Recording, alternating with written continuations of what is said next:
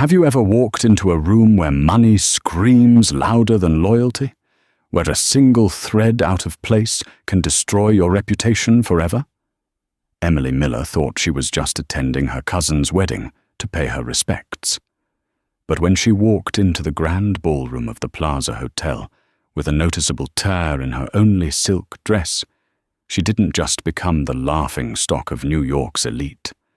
She became their prey. They called her trash. They spilled wine on her to hide the rip. They thought she was defenseless. But they made one fatal mistake.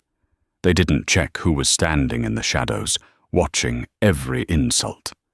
They didn't know that the man they were trying to impress was about to destroy them all for the woman they were mocking.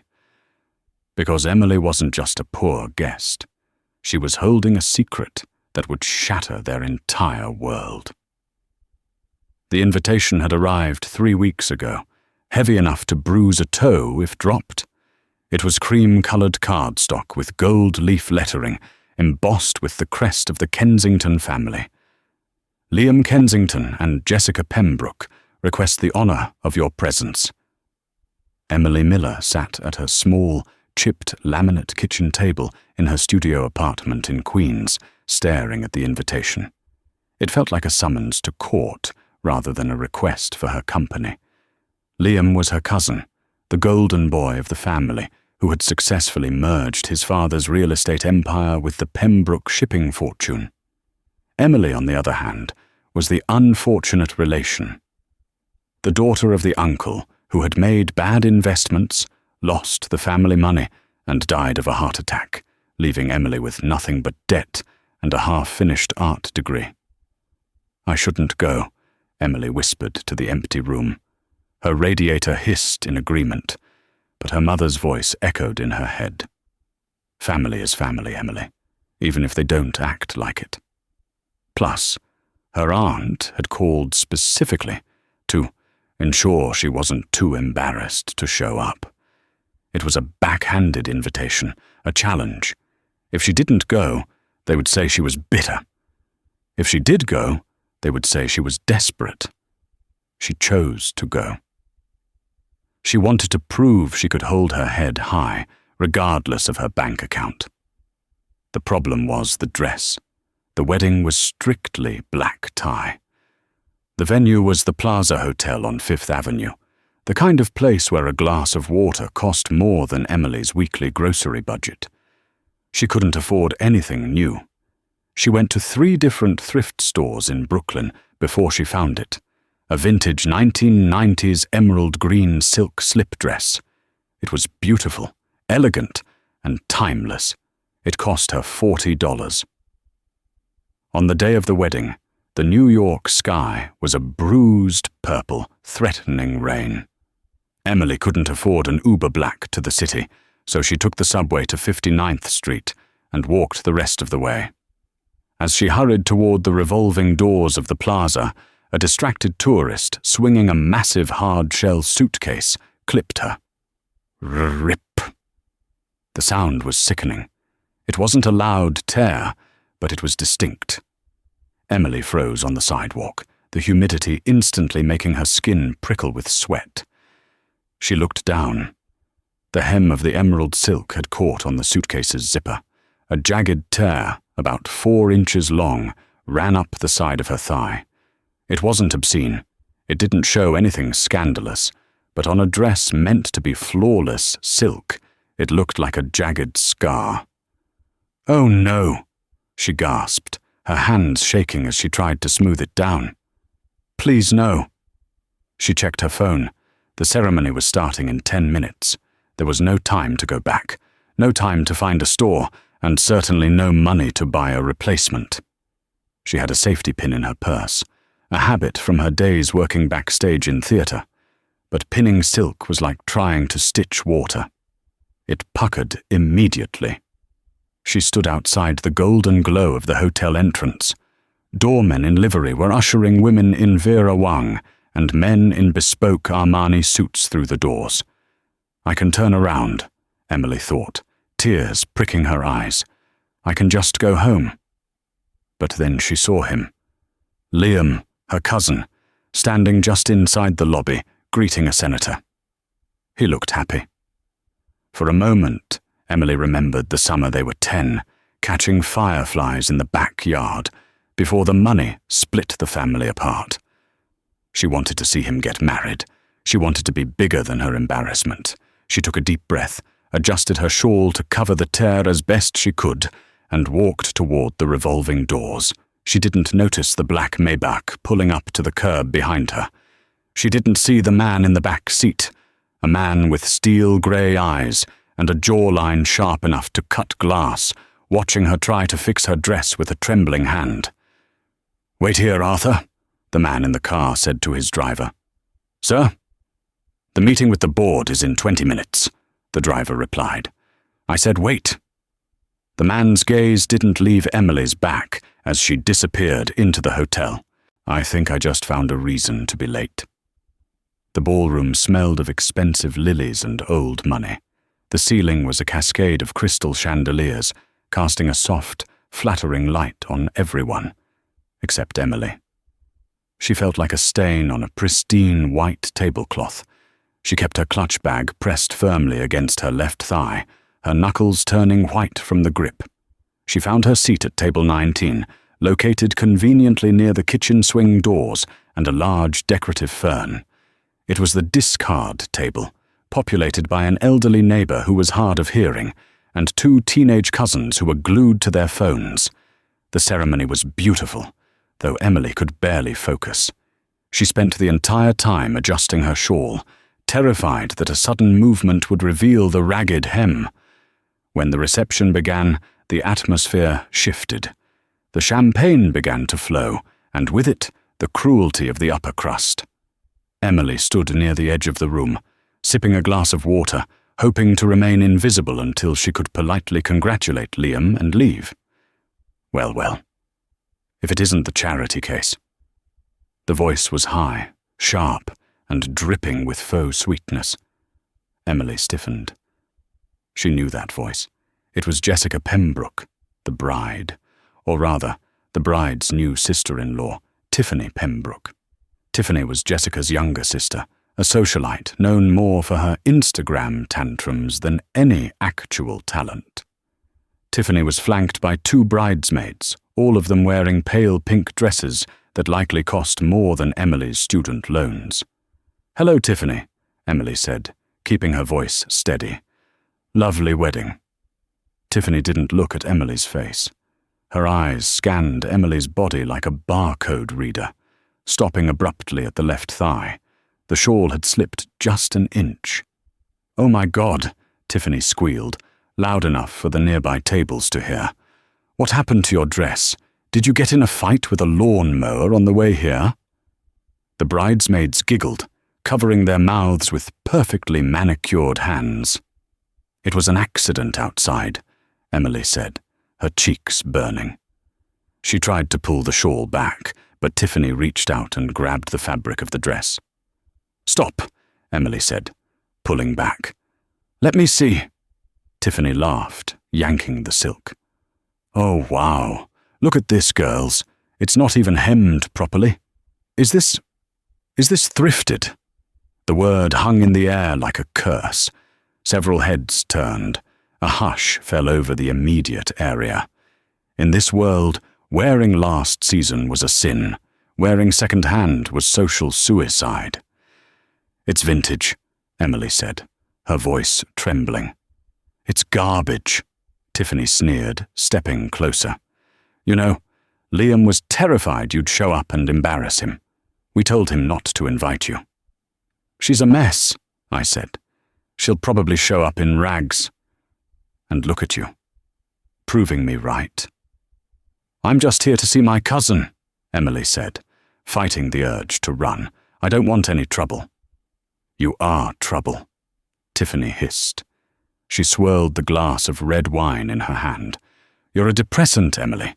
You remind everyone that the family line has a defect, a poor defect."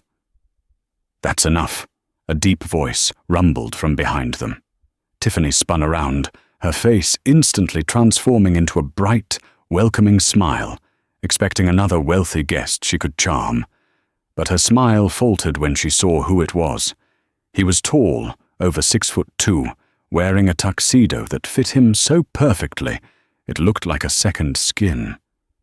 He had dark hair, slightly greying at the temples, and eyes that were currently burning with a cold, terrifying intensity.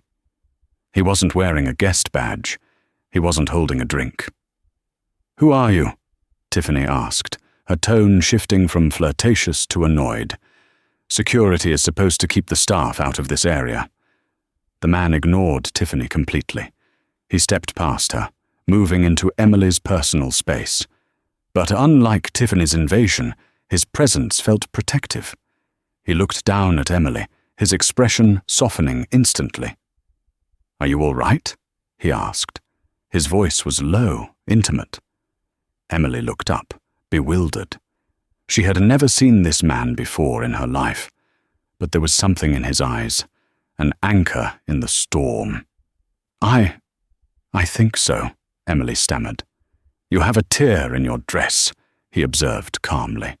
Tiffany laughed again. "See? Even the help notices. It's pathetic." The man turned his head slowly to look at Tiffany.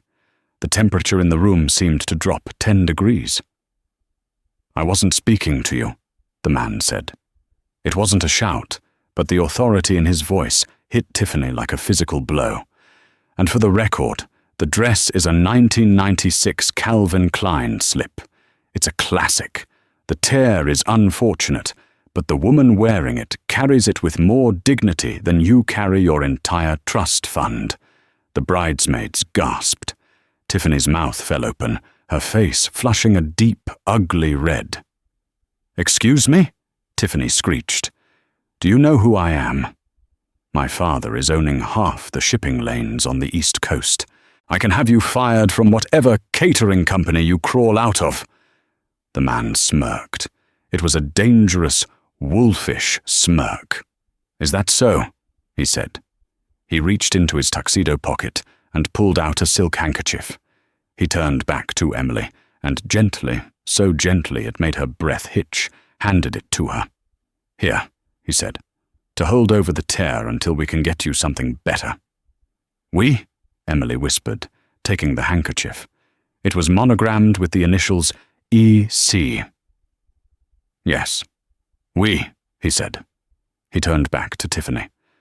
"I suggest you walk away, Miss Pembroke, before you spill that wine and make a mess that your father's money can't clean up."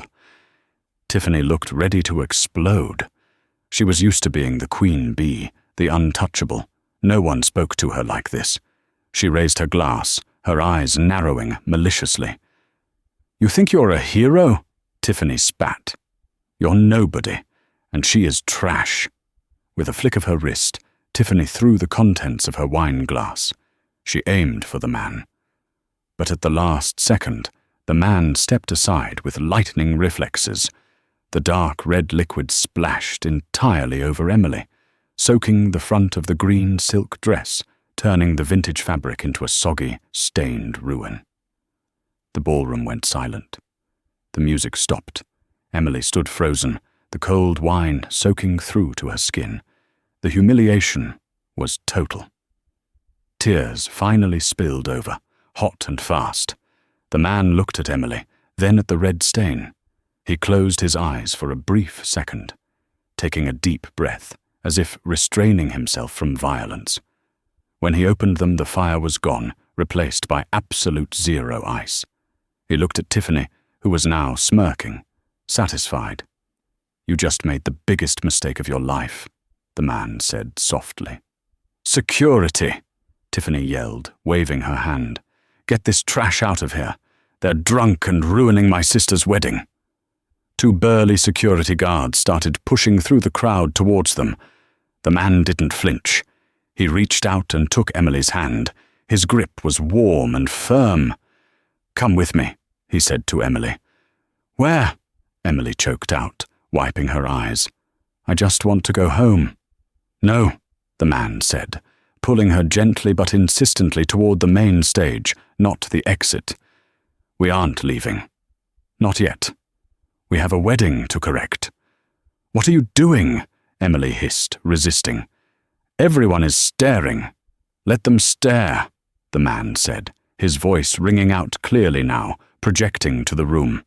"They think they are looking at a poor girl with a torn dress. I'm about to show them who they are really dealing with." He walked her straight up the steps to the stage where the band had been playing. He took the microphone from the stunned lead singer. The security guards lunged for the stage. "Don't take another step," the man commanded into the mic. The sound boomed through the speakers, freezing the guards in their tracks. He looked out at the sea of bewildered faces, the senators, the CEOs, the Pembrokes, and the Kensingtons. He looked straight at Liam, the groom, who looked terrified. "My name," the man said, his voice echoing with absolute power, "is Ethan Caldwell." A collective gasp swept through the room like a physical wave. Glasses dropped. Whispers exploded. Ethan Caldwell, the recluse billionaire, the man who had recently acquired the controlling interest in Pembroke Shipping and the Kensington Real Estate Group. He was the owner of the very ground they were standing on. He was, effectively, the boss of every single person in that room. And he was holding Emily Miller's hand. The silence in the ballroom was absolute. It was the kind of silence that usually precedes a natural disaster. Ethan Caldwell. The name bounced around the room, ricocheting off the crystal glasses and the pale faces of the guests. In the business world, Caldwell wasn't just a man. He was a monolith. He was known as the Butcher of Wall Street for how efficiently he dismantled failing companies. And just last week, rumor had it he had quietly purchased the majority debt of the Pembroke shipping empire. Tiffany Pembroke stood frozen, her mouth still open, her hand still raised in the gesture of waving security over. The wine glass she was holding slipped from her fingers and shattered on the parquet floor, the sound cracking through the room like a gunshot. Ethan didn't look at the crowd. He looked down at Emily, whose hand was trembling in his. He squeezed it, a silent signal of reassurance. "Mr. Caldwell." A short, balding man in an ill-fitting tuxedo came running from the VIP table. It was George Pembroke, the father of the bride, and Tiffany. He looked like he was having a coronary event. Sweat beaded on his forehead. "Mr. Caldwell, sir, I had no idea you were in attendance. My invitation must have been lost." "I didn't receive an invitation, George," Ethan said into the microphone. His voice was calm, amplified, reaching every corner of the room. "I came to inspect my investment. I wanted to see the family I was going into business with. I wanted to see if the Pembroke name stood for honor, integrity, and class." Ethan paused, letting the words hang there. He looked slowly at Tiffany, then at the red wine stain dripping down Emily's ruined dress. "And what did I find?" Ethan continued, his voice hardening. "I found a room full of vultures. I found a family that bullies a woman because her dress has a tear. I found a society so fragile that it needs to humiliate a guest to feel important." "Sir, please," George Pembroke stammered, wringing his hands. "It's a misunderstanding. Tiffany is high-spirited. This girl, she's just a distant cousin, a nobody." Ethan's grip on Emily's hand tightened painfully for a split second, before relaxing. "A nobody?" Ethan repeated. He laughed, a dry, humorless sound. "That is where you are wrong, George. That is where you have made a fatal miscalculation." Ethan turned to Emily. He reached up and brushed a stray lock of hair behind her ear. The intimacy of the gesture was shocking. Emily looked at him, wide-eyed, her heart hammering against her ribs. "What is he doing?" she thought. "Why is he looking at me like I'm the only person in the world?" Ethan turned back to the crowd. He looked straight into the camera of the wedding videographer who was filming the whole thing.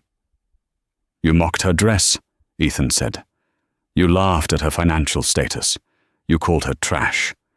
But you failed to ask the most important question. You failed to ask who she belongs to. He pulled Emily closer to his side, wrapping a protective arm around her waist. This woman, Ethan announced, his voice booming with authority, is not just a Miller. She is the most important person in my life. You didn't just insult a guest. You insulted my wife.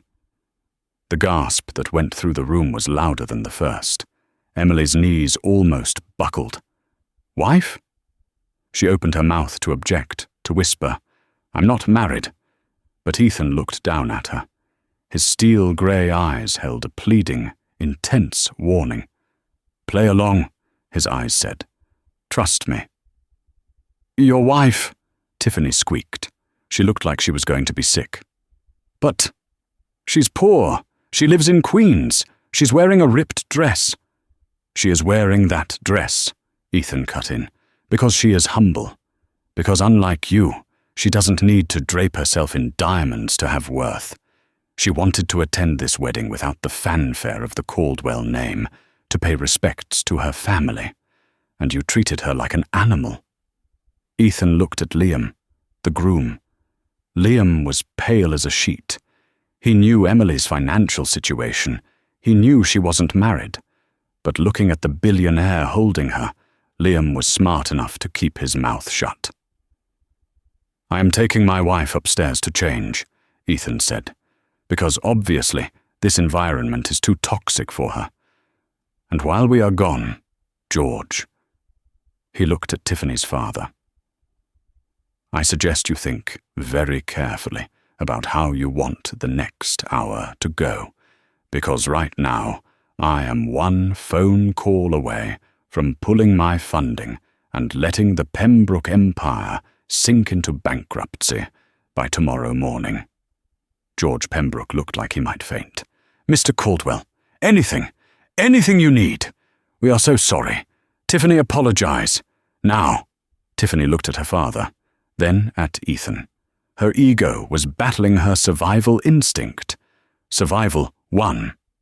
I'm sorry, Tiffany mumbled, looking at the floor.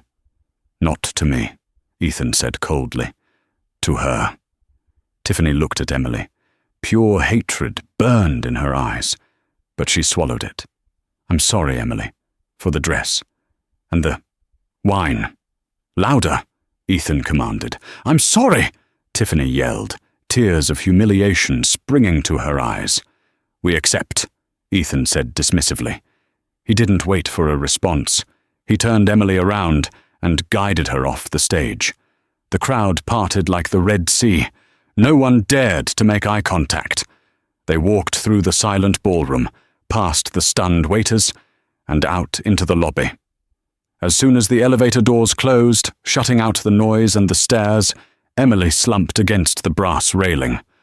Wife? She whispered, her voice shaking. You told them I'm your wife? Are you insane? Ethan loosened his tie, the cold mask falling away to reveal a tired but adrenaline-filled human expression. It was the only way to stop them, Ethan said.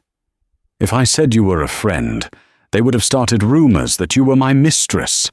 If I said you were an employee, they would have treated you with polite disdain. But a wife is untouchable. A wife has half the power. But it's a lie, Emily cried. They're going to find out. Liam knows I'm not married. Liam is a coward, Ethan said calmly. He won't say a word. He just wants his merger to go through. As for the lie, he pressed the button for the penthouse suite. For tonight it's not a lie. Tonight you are Mrs. Caldwell, and we are going to make sure that when we go back down there, you look the part. Go back down there, Emily horrified. No way. I'm going home. The elevator dinged. The doors opened directly into a sprawling suite that cost more per night than Emily made in a year. You can go home, Ethan said softly. You can go back to Queens, to your debt, to the family that mocks you, or... He stepped out and held the door for her. You can spend one night letting me show them exactly what they missed out on. You can let me help you get the justice you deserve." Emily looked at him. She looked at the stain on her chest. She remembered Tiffany's laugh. She remembered the feeling of being small. She stepped out of the elevator. "Okay," she said. "But if we're doing this, we're doing it my way. No more victims." Ethan smiled, and this time it was genuine. Agreed. The penthouse suite was a world away from the chaos downstairs. It was quiet, smelling of sandalwood and fresh linen, but there was no time to admire the view of Central Park. Ethan pulled out his phone. "Arthur?" "Yes, I need the team. Code red. I need the stylist, the makeup artist, and the jeweler. Bring the vault selection." "Yes, now. You have 10 minutes." He hung up and turned to Emily, who was standing awkwardly in the middle of the living room, hugging her stained arms. "There's a robe in the bathroom," he said gently, pointing to a marble hallway. "Go shower. Wash that wine off. By the time you come out, everything will be different." Emily went into the bathroom. It was larger than her entire apartment.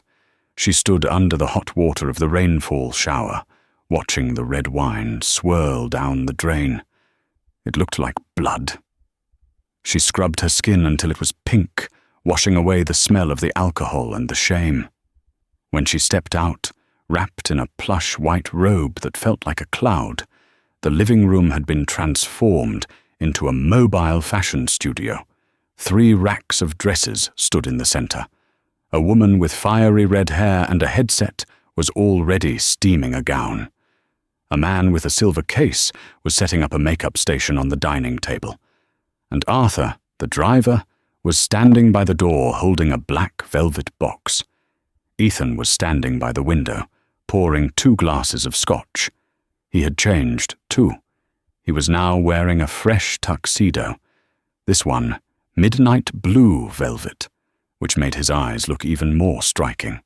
"Drink," he said, handing her a glass. "Liquid courage." Emily took a sip. It burned, then warmed her. "This is insane," she said. "This is necessary," Ethan corrected. He gestured to the woman with the headset. "This is Coco. She's the best stylist in Manhattan. She knows your size because I'm very good at estimating dimensions." Emily blushed. "We have options," Coco said, her voice brisk and professional. She spun the rack. "Given the narrative Mr. Caldwell has established, the secret wife, the humble beauty, we need something that screams billionaire matriarch, but with taste. No sequins, no glitter, pure structure and fabric." She pulled out a dress. It was black, but not just black. It was a midnight obsidian, made of heavy silk velvet. It was strapless, with a sweetheart neckline that plunged daringly but stayed classy. The skirt was a mermaid cut, flaring out at the bottom with a train that would sweep the floor. "Try it," Ethan said. 20 minutes later, Emily looked in the full-length mirror and gasped. She didn't recognize herself. The dress fit like armor. It cinched her waist and accentuated curves she didn't know she had. The makeup artist had given her a smoky eye and a deep, blood-red lip that made her look dangerous. Her hair was swept up in an intricate, messy bun that exposed her long, elegant neck. "It's missing something," Ethan said. He was watching her from the couch, his chin resting on his hand.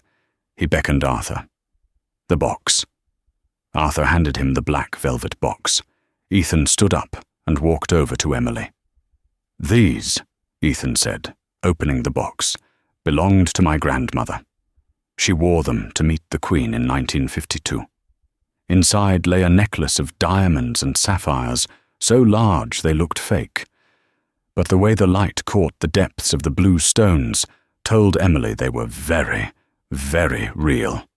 "I can't wear this," Emily whispered. "It costs more than my life." "It's insured," Ethan said with a smirk. He moved behind her. "Lift your hair," Emily obeyed. She felt his cold fingers brush against the warm skin of her neck, as he fastened the heavy clasp. The weight of the necklace settled on her collarbone. It felt grounding, powerful. Ethan stepped back and looked at her. For a moment, his mask slipped again, and Emily saw raw admiration in his eyes. "You are breathtaking, Emily," he said softly. Emily felt a flush rise to her cheeks that had nothing to do with the makeup. "Thank you, Ethan, for saving me." "We aren't done yet," Ethan said. He offered her his arm. "The reception is moving to the speeches soon. Tiffany is likely spinning a story right now about how crazy you are, trying to salvage her reputation. We need to go down there and finish this." "What's the plan?" Emily asked, taking his arm. The silk of his jacket felt cool under her hand. "The plan," Ethan said, his eyes darkening, "is to show them that while they have money, we have power, and I have a wedding gift for you." "A gift?" "You'll see," Ethan said, as he led her back to the elevator. "Let's just say, Tiffany's father isn't the only one who is going to learn a lesson tonight. Ready, Mrs. Caldwell?" Emily took a deep breath. She touched the diamonds at her throat. She looked at her reflection in the elevator doors, a woman of power, a woman of wealth, a woman who belonged to the most dangerous man in the city. "I'm ready," she said. The elevator began its descent, carrying them back into the shark tank. But this time the sharks were about to realize they were trapped in the water with a leviathan. Downstairs, the ballroom was in a state of fragile recovery. The band had started playing again, a nervous, upbeat jazz number designed to soothe frayed nerves. Tiffany Pembroke was at the microphone near the head table, holding a fresh glass of champagne. Her face was spackled with an extra layer of powder to hide the blotchy red marks of her recent crying jag. She was frantically trying to spin the narrative. "Anyway," Tiffany laughed, the sound brittle and fake. "We all have that one crazy relative, don't we? Poor Emily. She's always been a bit unstable. I think the stress of a real high society event was just too much for her. But let's not let one unfortunate outburst ruin Liam and Jessica's special night." She raised her glass for a toast, desperate to shift the attention back to herself. To the happy couple and to... The massive, gilded double doors at the entrance of the ballroom swung open with a heavy, deliberate boom that silenced the room faster than a gunshot. The jazz band stopped playing mid-chord. Every head turned. Standing in the archway wasn't the shivering, stained girl in a torn slip dress. Standing there was an empress. Emily Miller stood tall, her spine stiffened by the corset-like structure of the black velvet gown. The fabric drank the light, making her silhouette sharp and imposing against the bright lobby behind her. But it was the jewels that made people gasp audible. The Caldwell sapphires rested against her skin, glittering with a cold, hard brilliance that rivaled the chandeliers overhead. They were legendary stones, rarely seen outside of a vault. And beside her, like a dark knight, stood Ethan Caldwell. He wore his new midnight blue tuxedo like armor. His hand rested proprietarily on the small of Emily's back. "My God," someone whispered near the front. Is that her?" "Look at those rocks," another socialite hissed. "Those aren't rented." Tiffany froze mid-toast, her glass hovering near her lips. Her eyes went wide, scanning Emily from the perfectly coiffed hair to the hem of the velvet gown. It was a look of pure, unadulterated jealousy, mixed with a dawning, sickening realization of just how badly she had miscalculated. Liam, the groom, actually dropped his fork.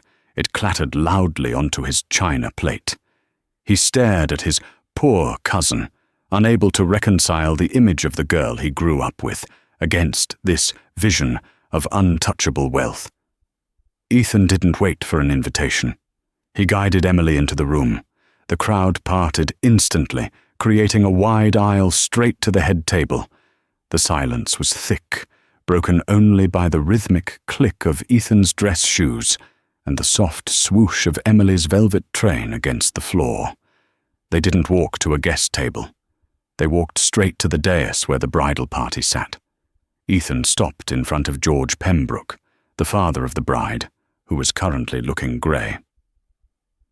"George," Ethan said pleasantly, his voice carrying in the silent room, "you seem to have misplaced our seating cards. We'll be joining you up here." It wasn't a request. George scrambled up, nearly knocking over his chair. "Of course, Mr. Caldwell, Mrs. Caldwell, please take my seat. And Tiffany's." Tiffany sputtered. "Daddy, that's my seat. I'm the maid of honor." Ethan turned his gaze on Tiffany. It was like a spotlight locating a cockroach. "Not anymore," Ethan said simply. "You're excused." Tiffany looked around for support, but everyone, her sister the bride, her new brother-in-law Liam, the other bridesmaids, all averted their eyes. No one was going to cross Ethan Caldwell. Humiliated, Tiffany grabbed her purse and scurried off the dais, forced to find a seat at the back of the room at the very discard table where Emily had sat an hour before. Ethan pulled out a chair for Emily at the center of the head table, right next to the stunned bride. Emily sat, the velvet pooling around her. She looked out at the sea of faces that had mocked her. They weren't laughing now. They were terrified. Ethan sat beside her, draping his arm over the back of her chair. He looked like a lion surveying his new kingdom. "Please," Ethan waved a hand at the band. "Don't let us interrupt the festivities. Carry on." The band nervously started playing again, but the vibe had changed completely. The party was no longer about Liam and Jessica. It was about the king and queen holding court at the high table, and the execution that everyone sensed was coming. Dinner was a tense affair. Emily barely ate the lobster risotto placed in front of her. She felt hyper-aware of the weight of the sapphires and the heat of Ethan's arm near her shoulders. Every time she lifted her water glass, 20 pairs of eyes tracked the movement. Liam, her cousin, leaned over nervously during the main course. "Emily," he hissed under his breath so Ethan wouldn't hear. "What is going on? You're not married to Ethan Caldwell. I know you're drowning in student debt." Emily turned to look at him. The old Emily would have apologized for causing a scene. The new Emily, bolstered by velvet and adrenaline, just raised a perfect eyebrow. "A lot can happen in a month, Liam," she lied smoothly, channeling Ethan's confidence. "Just because you never called doesn't mean my life stopped, and it seems you were too busy marrying into this charming family to notice." Liam gulped and retreated to his food. When the plates were cleared, the speeches resumed. The best man gave a generic toast. Then it was time for the father of the bride speech. George Pembroke stood up, shakily holding the microphone. He tried to make jokes, tried to talk about business synergy, but he kept glancing nervously at Ethan. He wrapped it up quickly. "And finally," George said, sweating, "I'd like to invite Mr. Ethan Caldwell to say a few words, as our most esteemed guest." It was a desperate attempt to curry favor. Ethan smiled, a shark scenting blood in the water. "I'd be delighted, George." Ethan stood up. He didn't need the microphone. His voice naturally commanded the room. He placed a hand gently on Emily's shoulder as he spoke. "When I arrived tonight," Ethan began, "I witnessed something ugly. I saw a room full of people with immense privilege trying to break a woman whose only crime was wearing a dress that had seen better days. A woman with more integrity in her little finger than this entire room possesses combined." He paused, letting the shame settle over the guests. "That woman is my wife, Emily." He looked down at her with an expression that, even to Emily, looked incredibly real. and I realized I hadn't gotten her a proper wedding gift yet. I wanted to get her something that truly represented her worth, something that balanced the scales. Emily looked up at him, genuinely confused. This wasn't part of the plan they discussed upstairs. Ethan turned his gaze back to George Pembroke, whose face was draining of color. As many of you know, Ethan continued casually, my firm recently acquired the debt structure of Pembroke Shipping. It's a significant amount of debt, hundreds of millions. The room went deathly silent. George Pembroke started to shake. At the back table, Tiffany stopped sulking and sat up straight. Usually, Ethan said, I am a patient creditor. I allow companies time to restructure. But tonight, watching how the Pembroke family treats those they consider beneath them, it made me realize that this company is rotting from the head down. It lacks character. And I don't do business with people who lack character. Ethan pulled a sleek black smartphone from his pocket. He tapped the screen twice. That was me notifying my legal team, Ethan announced coldly. As of 30 seconds ago, I have called in the entirety of the Pembroke debt. It is due immediately. George Pembroke made a strangled noise. Ethan, Mr. Caldwell, you can't. We don't have that kind of liquidity. It will bankrupt the company by morning. I know, Ethan said, his voice devoid of pity, which means, under the terms of the loan agreement, all collateral assets are now forfeit to me. The ships, the ports, the Manhattan penthouse, and the Hamptons estate where Tiffany spends her summers. A scream ripped from the back of the room. Tiffany stood up, knocking her chair over. No, that's my house. You can't take my house. Ethan ignored her completely. He turned back to Emily, his expression softening into a smile. Emily, my love, Ethan said, loud enough for everyone to hear. You were upset about your torn dress. You felt poor. You felt small. He took her hand and kissed it. So, for your wedding gift, I'm giving you the Pembroke Shipping Company and all their properties. It's all in your name, effective immediately. The shock in the room was physical. It was a nuclear bomb disguised as a toast. Emily stared at Ethan, her mouth slightly open. He had just given her an empire worth hundreds of millions of dollars just to prove a point. Ethan looked over at the pale, trembling figure of George Pembroke, and then to the back of the room where Tiffany was hysterically crying while security tried to calm her down. You called her trash, Ethan said to the room, his voice like ice. Well, now the trash owns the roof over your heads. I suggest you all be very, very polite to Mrs. Caldwell from now on. He looked down at Emily and winked. Happy wedding day, darling. The exit from the Plaza Hotel was nothing like the entrance. When Emily had arrived 3 hours earlier, she was an invisible girl in a torn dress, dodging tourists and hoping not to be seen. Now, as she walked through the lobby with Ethan Caldwell, the air felt different. The staff bowed their heads. The doorman scrambled to open the revolving doors with a reverence usually reserved for royalty. They stepped out into the cool New York night. The rain had stopped, leaving the pavement slick and reflecting the city lights like black glass. Arthur was waiting with the Maybach, the back door already open. They slid into the leather interior, the heavy door thudding shut and sealing them in a cocoon of silence. As the car pulled away from the curb, gliding into the stream of traffic on Fifth Avenue, the adrenaline that had been holding Emily upright suddenly evaporated. She slumped back against the seat, letting out a long, shaky breath. She looked down at her hands. They were trembling. The Caldwell sapphires felt heavy on her neck, a physical reminder of the insane lie she was currently living. You okay? Ethan asked. He was watching her from the other side of the seat. He had loosened his tie and unbuttoned the top button of his shirt.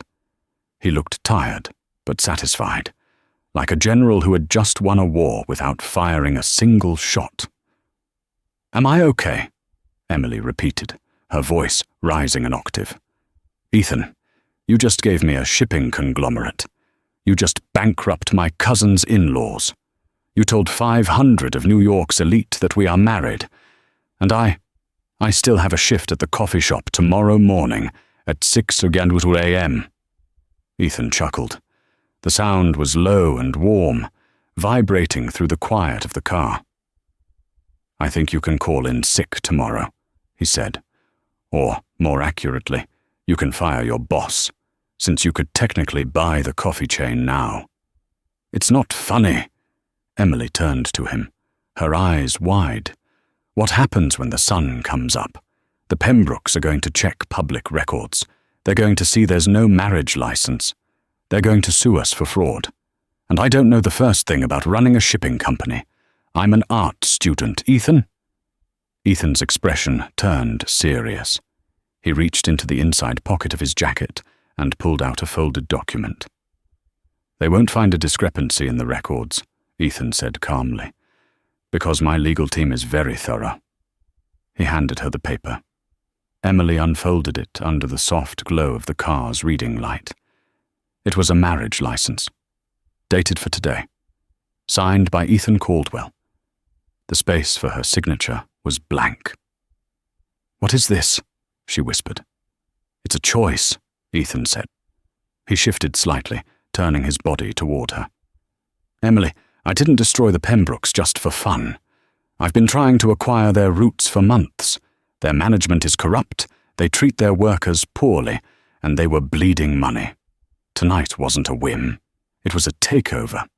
You were just the catalyst." He paused, looking at the profile of her face. "But when I saw you standing there," he continued, his voice softer now, "holding your head high while that woman tore you apart, I realized I didn't just want the company. I wanted to burn their world down for you. I wanted to give you the sword to do it." "But a marriage?" Emily asked, looking at the empty signature line. "Why go this far?"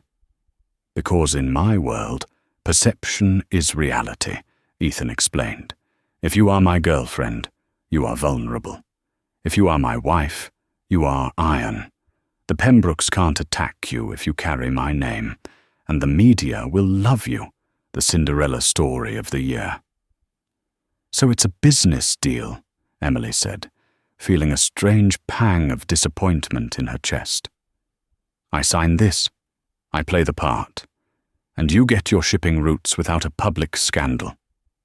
Ethan looked at her for a long moment. The passing streetlights flickered across his face, illuminating the sharp angles of his jaw and the intensity in his grey eyes. "It starts as a business deal," Ethan said slowly. "We stay married for a year. You keep the Pembroke assets in your name. I'll have my team manage the day-to-day operations so you don't have to worry about logistics. You can focus on your art, or on turning the Pembroke Charity Foundation into something that actually helps people. We live together. We attend events together." "And after a year?" Emily asked. "After a year, we can divorce quietly. You keep the assets as a settlement. You'll be set for life. The Pembrokes will never be able to touch you again." It was a perfect offer. It was safety. It was revenge.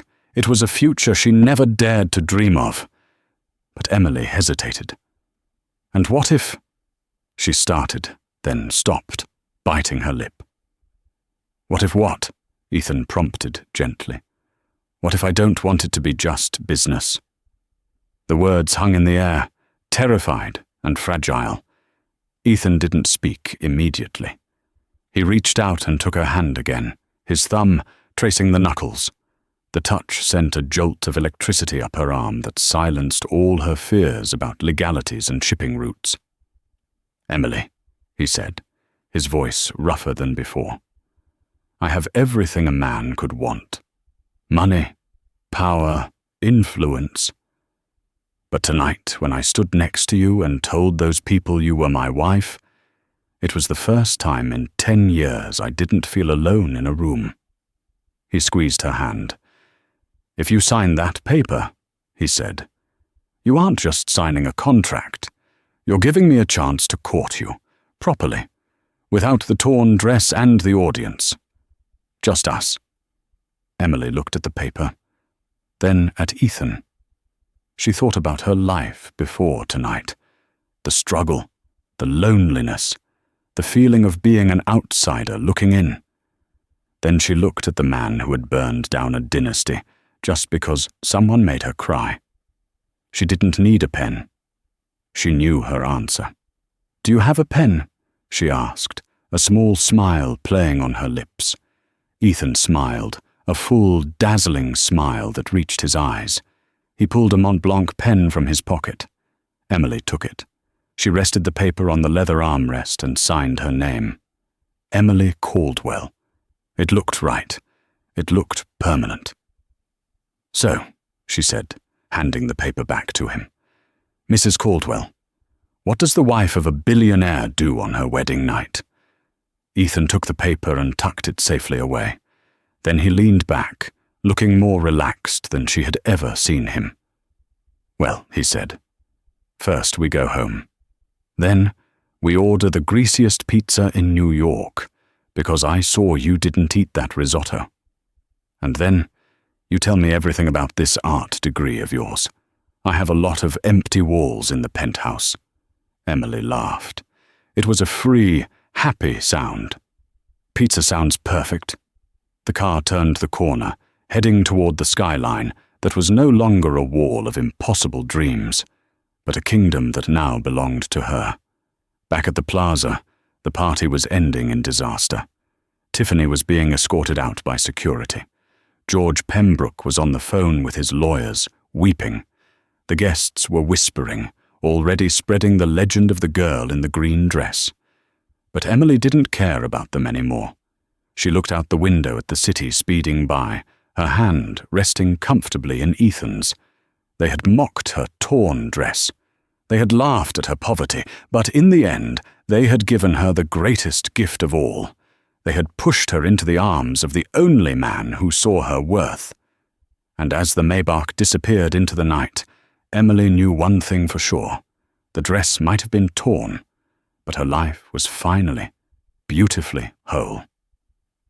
And that is the story of how a torn dress and a cruel insult led to the biggest karma slap in history. It just goes to show you, you never know who someone really is, or who is watching from the shadows. The Pembrokes thought they were punching down, but they didn't realize Emily was standing next to a giant. In a world obsessed with appearances, sometimes the most valuable thing you can wear is your dignity. Ethan didn't fall for Emily because of the fancy gown she wore later. He fell for the grace she showed when she was wearing the ruined one. I hope you enjoyed this story of justice, romance, and sweet, sweet revenge. If you want to see what happens next, maybe a story about Emily running the company and firing Tiffany, let me know in the comments below. If this story gave you that satisfying feeling of justice, please hit that like button. It really helps the channel. Don't forget to subscribe and ring the bell so you never miss a new story. Thanks for watching, and remember, be kind because karma is always listening.